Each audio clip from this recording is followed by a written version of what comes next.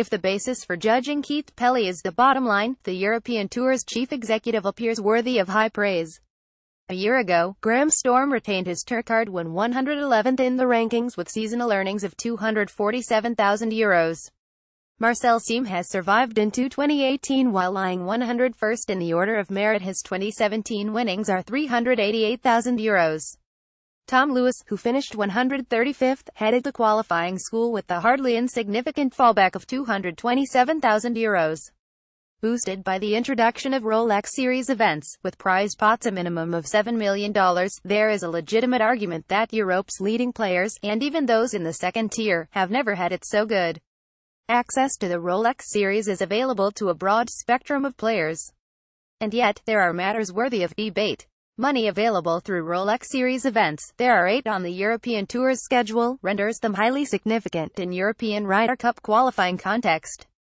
So, too, does the rule that says no qualification points are available from tournaments played elsewhere in the same week as a Rolex Series competition. This affected Graham McDowell, for example, as he shared 10th at the PGA Tour event on the same weekend as the Turkish Airlines Open.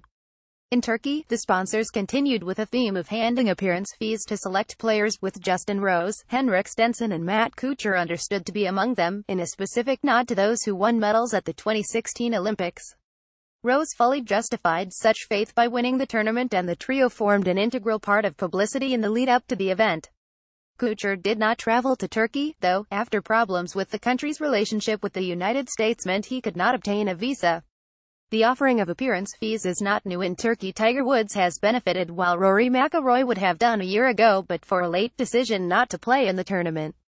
It also happens elsewhere at the HSBC Championship in Abu Dhabi, for example, where a relatively small prize pot is offset by 7-figure appearance sums handed to players such as Dustin Johnson and Ricky Fowler. It remains to be seen whether or not the disappointing departure of the hugely influential and respected Giles Morgan as HSBC's head of sponsorship has an impact on affairs in the Middle East. The European Tour rightly stresses that tournament promoters, rather than the tour itself, pay appearance riches.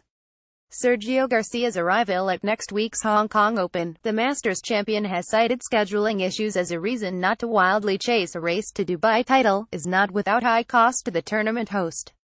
On the PGA Tour, appearance fees are virtually accepted as part of the week-on-week scene, in stark comparison to Europe. In the United States, incentive comes in various forms: paid for travel, accommodation, or even meals with sponsors.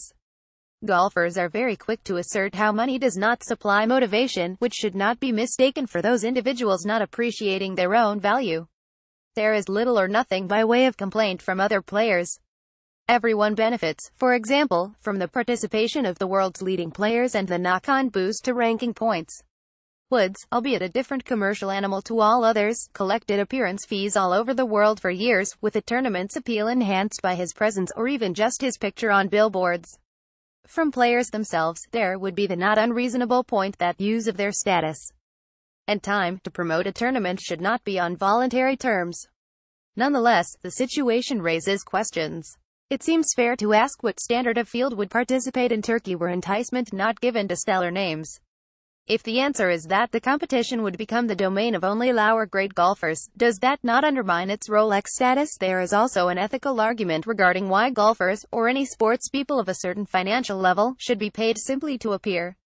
In many ways, this surely contradicts the ethos of sport, albeit that such a point could be applied to money's tight grasp of football, tennis and so many other enterprises. This week in Dubai, Pelley and the European Tour will look to emphasize all that is good about what has long been regarded as the PGA Tour's poor relation. They are perfectly correct to do that, even if some means by which Europe boosts its status raise questions.